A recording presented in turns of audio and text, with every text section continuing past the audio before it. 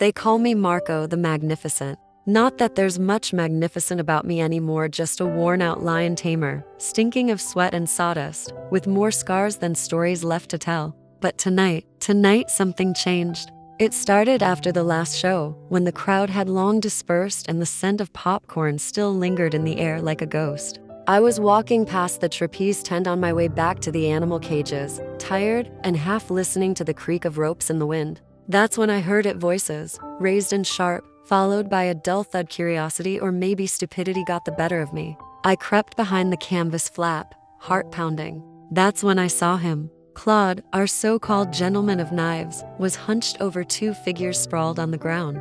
It took a second to register the faces. The new acrobat couple, fresh off the Paris circuit, blood pooled beneath them like spilled wine. I gasped, not loud but enough. Claude's head snapped toward me, eyes wide and wild. There was no disguise now, no stage mask, no soft voice. Just murder. Marco, he said, rising slowly. You shouldn't have seen that. I stumbled back, heart hammering, but he was fast, too fast. The knife flashed in his hand, catching the moonlight as he lunged. I ran. My boots pounded the earth as I ducked under ropes and past tents, calling out. But the night had swallowed everyone else. No one heard. And no one came. I made it to the cages, breath hitching. My only thought was Sasha, my lion. I'd raised her from a cub, bottle-fed her with trembling hands, taught her to leap through fire and dance to applause. I reached her cage and threw open the door, ducking inside. Claude followed.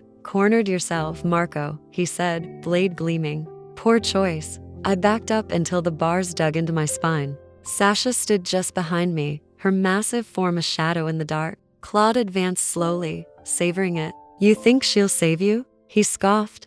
It's just a beast. But he didn't know her. He didn't know the low growl that built in her chest when danger came too close to me. He didn't see her eyes lock onto his, cold and burning. Claude lunged, and Sasha moved. It happened in a blur, claws slashing, teeth bared, a roar that rattled the metal cage. Claude screamed as Sasha tackled him, the knife clattering to the floor. I grabbed it, heart in my throat, as she pinned him with a paw the size of a dinner plate. I called her off, voice shaking. She stepped back reluctantly, blood on her muzzle, but eyes still fixed on him. He didn't get up. The police came later, took him away in cuffs and whispers. No one could believe it. But me? I just sat beside Sasha, burying my fingers in her mane, whispering thanks into the night. She wasn't just a beast, she was family. And that night, she saved my life.